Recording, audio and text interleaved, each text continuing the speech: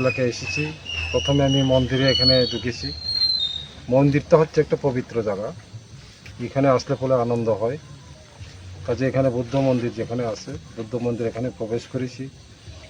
মন্দিরের অনেকে সমস্যা ওনারা কমিটি যারা তারা আমাকে তুলে ধরেছেন। যাই হোক, আমি ওদেরকে কথা দিয়েছি, ওনাদেরকে যথাসম্ভব আমার ব্যক্তিগত তরফ থেকে আমি ওদেরকে যা পারি আমি সাহায্য করব। এরপরেও আজকে এখানকার এলাকা এসেছি, রাস্তাঘাট অবস্থা খুব বেহাল অবস্থা। এখানে মানুষ যাতায়াত করতে পারছে না। এখানে আসা যাওয়া, রুগী নিয়ে যাওয়া আসা, এই যে বাজারে যাওয়া আসা এখন কঠিন ব্যাপার। এখানে রাস্তাঘাট দীর্ঘ বছর হলো রাস্তাঘাট এখানে কোনো মেরামত হয়নি, রাস্তাঘাট কোনো কাজ হয়নি, যার ফলে এখানকার যে জনগণ এরা খুবই কষ্ট ভোগ করছে। বাজারে যাওয়া আসা, আজকে হাসপাতালে যাইতে গিয়ে বিভিন্ন যাতায়াত করতে গিয়ে এরা আজকে খুব অসুবিধার সম্মুখীন হচ্ছে।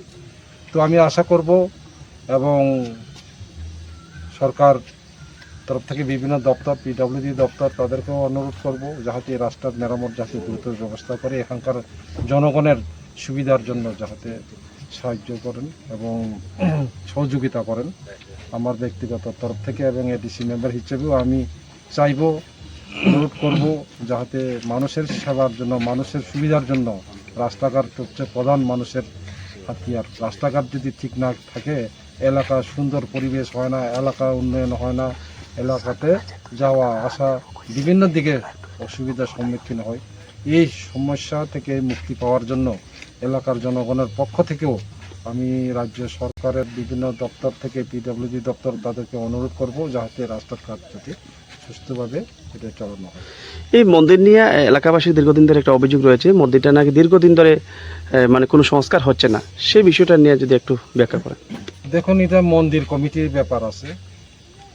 এখন মন্দির কমিটি তারা চাইছে, আমি ব্যক্তিগতভাবে আমি ওনাদেরকে কথা দিয়েছি যতটুকু পারে আমার ব্যক্তিগত তরফ থেকে আমি সাহায্য করে, সহযোগিতা করে মন্দির উন্নয়ন খাতে কী করা যায় না করা যায় আমি তাদেরকে সহযোগিতা করবো, আমি এটা আশ্বাস দিয়েছি। এলাকার মানুষ বলছে যে এই এলাকার যিনি জনপ্রতিনিধি আছে উনিও নাকি কয়েকবার আশ্বাস দিয়েছেন মন্দিরটা নাকি সংস্কার করে দেবেন।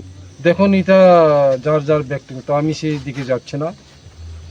কে কিভাবে আশ্বাস দিয়েছেন, কে কিভাবে কথা বলেছেন, আমি সেটা দিকে যাচ্ছি না। আমি সেটার দিকে বিতর্কতেও আমি অংশগ্রহণ করতে চাই না। এটা যার যার অভিরুচি, যার যার বক্তব্য, যার যার যেভাবে হোক। কিন্তু আমার তরফ থেকে পরিষ্কার, আমি ব্যক্তিগতভাবে যতটুকু পারে আমি সাহায্য করব এই কমিটিকে। আজকে আপনার সফর সঙ্গী হিসেবে কারা কারা এখানে এসেছে? আজকে সফর সঙ্গে হচ্ছে আমাদের পার্টির ব্লক প্রেসিডেন্ট সুপর্ণা কিসা আছেন, আমাদের ইউথের প্রেসিডেন্ট আছেন এখানকার, আমাদের কি বলে প্রাণেশ চাকমা, এখানকার আমাদের এডিসি কর্তৃক মনোনীত চেয়ারম্যান মেম্বার্সরা আছেন, এই এলাকার আরও যারা আমাদের ওয়ারিয়ার্স যারা আছেন তারা সবাই আছেন। আমরা এই এলাকাতে আজকে আমি বিশেষ করে আমি এই এলাকাতে এসে আজকে এই যে বেহাল যে দুর্দশা মানুষের, এটা দেখে আমি খুব অনুতপ্ত যে এইভাবে মানুষ চলতে পারে না। তাদের দুঃখ দুর্দশা দেখে আমি তাদের সাথে আমি অংশীদার আজকে শরিক হতে পেরেছি, যে এই দুঃখ দুর্দশা যাতে মোচন করা যায় সেটা চেষ্টা আমার ব্যক্তিগত তরফ থেকেও থাকবে।